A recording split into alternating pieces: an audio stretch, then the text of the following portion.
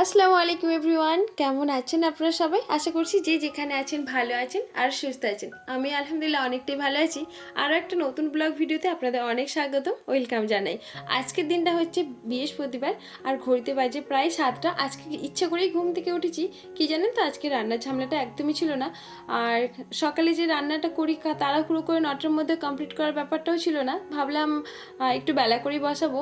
আর কালকে রাত্রি জানেন তো অনেকগুলো প্রায় ভাত ছিল। আপনাদের দাদাভাই খায় না, বাবুটা খায় না। সন্ধ্যাবেলা একটু ভারী টিফিন করেছিল, বললো খাবো না, শরীরটা ভালো লাগছে না। আর কি গরমকাল, কি খেতেও ভালো লাগে না।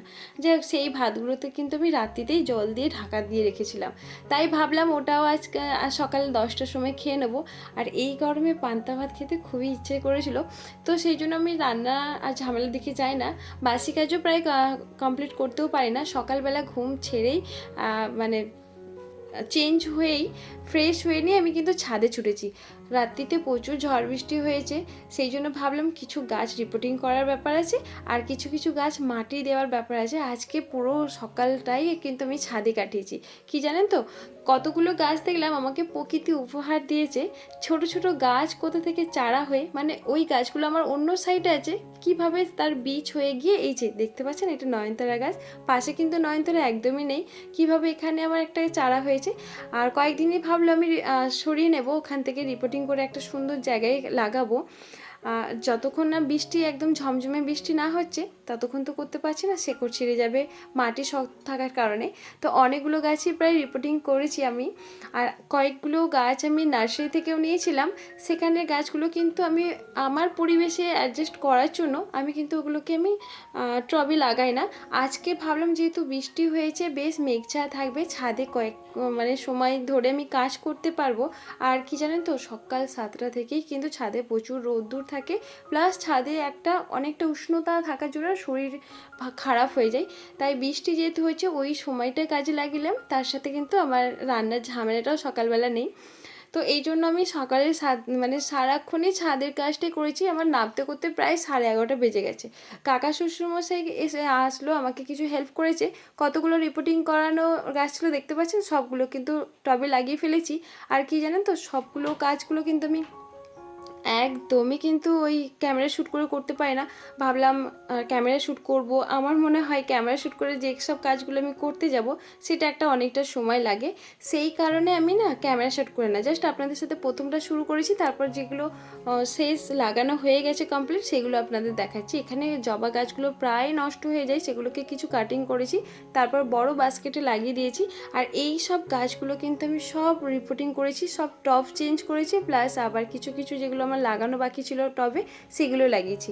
তো অনেকগুলো কাজই প্রায় করব বলে করা হয় না। আর যা গরম পড়েছে, আমার তো ছাদে উঠতে গেলে একদমই ভয় লাগতো, কিভাবে এত বড় মানে গরমে ছাদে কাজ করব। তো সেই বৃষ্টিটাই আমি একটু সুযোগ নিয়ে কাজ করি। আর এখানে দেখতে পাচ্ছেন পাথরকুচি গাছ, এটা হচ্ছে বই পাতা, আমরা ছোটোবেলায় বলতাম। আর এখান থেকে আমরা এইসব গাছের পাতাগুলোকে নিয়ে না আমরা বইয়ের পৃষ্ঠার মধ্যে কিন্তু রাখতাম, ওখান থেকে কি সুন্দরভাবে শেকড় আর তার সাথে গাছও হয়ে যেত। যাই হোক, অনেকগুলো গাছই আরও একটা কিন্তু প্রকৃতি আমাকে উপহার দিয়েছে। এটা হচ্ছে এই গাছটা আমি নার্সারি থেকে কিনে নিয়ে এসেছিলাম, সেখান থেকে পুরো ঝাগড়া হয়েছে। তারপরে খুব রৌদ্রের মধ্যে ছাদে থাকার জন্য না প্রতিদিন জল দেওয়া হতো, জল যে দিতাম তা না, তারপর আমি বাঁচাতে পারি না। তার বীজ থেকে কিন্তু এটা আমাকে মানে ধরতে গেলে প্রকৃতি উপহার আমায় দিয়েছে, কারণ ওর বীজ আমি কখনো বপন করি না, আমি মাটির মধ্যে ফেলি না, অটোমেটিক ওই বীজটা পড়ে পাশের টবেতেই হয়েছে। এই গাছটাই মুহূর্তে মনে নেই, একদম শ্যাওলা ঠিক কালার না, এটার কালারটা একদম নীল নীল জবা না কি একটা কালার হয়। তো যাই হোক, এই মুহূর্তে আমার মনে নেই, আপনাদের যদি মনে থাকে অবশ্যই কমেন্ট বক্সে কমেন্ট করে জানাবেন। আর সবগুলো গাছের মধ্যে বাবুকে বললাম অনেক রোদুর এসে গেছে আর শরীরটা ভালো লাগছে না, তুমি একটু আমাকে কাজে হেল্প করো। ও এসে আমাকে বলছি, তাহলে তুমি যেসব গাছগুলোকে লাগিয়েছো সেগুলোতে আমি কিছু জল দিইনি, তবে এই ঝাড়ি দিয়েও জল দিতে খুব ভালোবাসে আর তার সাথে নিজেকে ভিজাতে খুব ভালোবাসে। মানে ঝাড়ি দিয়ে যতটা গাছ ভেজায় ও তার থেকে বেশি নিজেকে ভিজিয়ে ফেলে। তো যাই হোক, ও বকাও খায়। আর মানে প্রায় দিনে যে কতগুলো ওর পাজামা ভেজাই আমার ঠিক ঠিকানা নেই। ও দিনে কতগুলো পায়জামা চেঞ্জ করে আমার ভয়তে, না হলে ওই ঠান্ডা পায়জামা পরেই রয়ে যাবে, যদি খেয়াল করি তো ভালো, নাহলে রয়েই গেল। তো ওর অভ্যাসটা কি জানেন তো, ওগুলো হচ্ছে ঠান্ডা জল, ঠান্ডা নিজেকে ওরকম ভিজিয়ে রাখা, এরকম ও বেশি পছন্দ করে। কিন্তু পরে তো ওটার শরীরটা একসময় শরীর খারাপ করবে, তবে ঠান্ডাও লেগে যায়। তো আমি হয়তো বাইরে যখন যাচ্ছি তখন হয়তো বুঝতে পারছি না, ও খেলার ছলে থাকে, গিয়ে পায়জামা ভিজিয়ে ফেললো, ও তো সেখানে রস টেনে নেয়। তো যাই হোক, এটা আপনাদের সাথে শেয়ার করলাম। বলতে বলতে অনেক কথাই বলে ফেলছি। আর ওপর থেকে যে সবগুলো রিপোর্টিং করেছিলাম, ভাবলাম এই যে ব্যালকনি, আমার বাইরে যে ব্যালকনিগুলো আছে ওখানে কিছু লাগাবো বলে। তো যখন আমার বাড়িতে রং হয় তখন কিন্তু আমি এইসব গাছগুলোকে একদম উঠিয়ে নিয়ে গেছিলাম, আর সেখান থেকে নামানো হয় না, আজ কাল করে করে আর নামানোই হয় না। তো আজকে ভাবলাম যেহেতু কাজগুলো করছি, আজকে ফ্রি হাতে আছি, তো সব কাজ প্রায় কমপ্লিট করে ফেলেছি। গাছের অনেকগুলো কাজ ছিল, তো সব কমপ্লিট করে নিয়েছি। কমপ্লিট করে কিন্তু গোসল করে নিয়েছি। মাটি একদম গোটা সারা গায়ে ভরে গিয়েছিলো, ঘাম গায়ে ছিল, তো আজকে গোসল করে নিয়েছি। তারপরেই কি মনে হলো যে আজকে বাবার বাড়ি যাব। আপনাদের দাদাভাইকে বললাম চলো চলো আজকে বাবার বাড়ি যাই। তখন প্রায় বাজে 11:15, তখন বলছি এই সময়টাকেই যাই, এই সময় তাদের সব কিছু রান্নাবান্না হয়ে গেছে। তা আমি বলি তারপর আমি যাব। তো বললো ঠিক আছে চলো আমরা তাহলে যাব। তো ওখানে একটা ব্যাপারও হয়েছে। তো ওখানে যখন পৌঁছাই তখন আপনাদের সাথে পরে শেয়ার করছি। আর এই যে গোসল করে কাপড়গুলো যখন মিলতে এসি না, তখন প্রায় 12টা বাজে।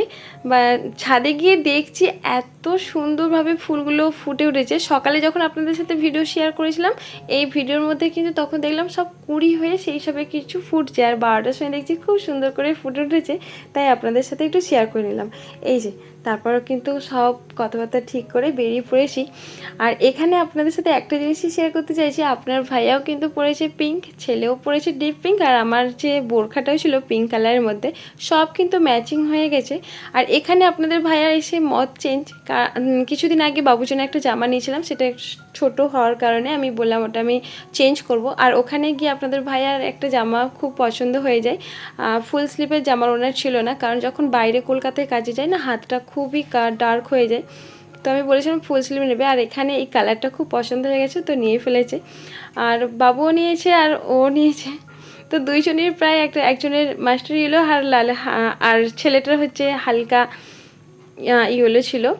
তো ওরা চেঞ্জ করে সাথে সাথে পরেও নিয়েছে। তো আমাদের এই যে শপিং মলটা একটু বন্ধুর মধ্যে, জানাশোনার মধ্যে, তো সেখানে কোনো ব্যাপার না, তারাই হাসে বলছে ঠিক করে, মানে ভালো করেছো দাদা এরকম।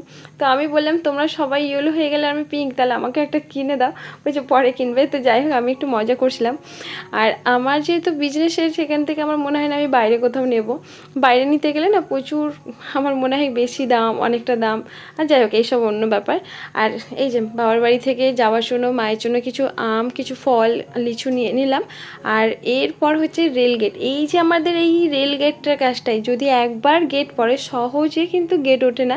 আমরা রোদ্দুরের মধ্যে থাকতে থাকতে পুরো সেদ্ধ হয়ে গেছি, বিশেষ করে এত রোদ্দুর। 12টার সময় করে বার হয়েছি, মানে 12টা থেকে 12:10, এত রোদ্দুর যে কি বলবো। আমাদের দাঁড়িয়ে থাকা পর্যন্ত প্রায় 5টা ট্রেন পাস হলো, তারপরে তো গেট খুলে না। ফাইনালি এই মেলটা যাওয়ার পর কিন্তু গেটটা খুললো। তো এখানে ছাওয়া তো এখানে কোথাও নেই, কোথাও ছাওয়া নেই। এখানটায় অনেকটা শরীর খারাপ লাগে দাঁড়াতে গেলে।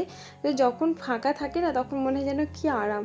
তারপর ফাইনালি কিন্তু গেটটা খুলে গেল। ঘড়িতে যখন বাজে 12:30, তখন আমরা যখন যাচ্ছি তখন আপনাদের দাদাভাই বললো যে এই সময়টা তো যাওয়া আমাদের একদমই ঠিক হচ্ছে না, প্লাস মাকেও ফোন করি না, বাবা বোন কাউকেই ফোন করি না, হঠাৎই সারপ্রাইজ দেবো বলে চলে যাচ্ছি। তো আমরা যাব বলে, বাস এমনি সেরকম কিছু ব্যাপার না। তো আপনাদের দাদাভাই বললো যে আমরা সাথে করে কিছু বিরিয়ানি নিয়ে নিই বাড়ির জন্য।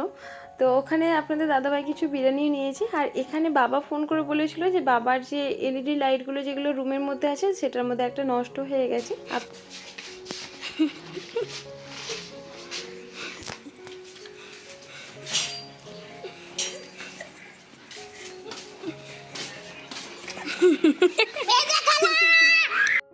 কাজ কিছু কমপ্লিট করে ফাইনালি বাবার বাড়ি চলে এসেছি।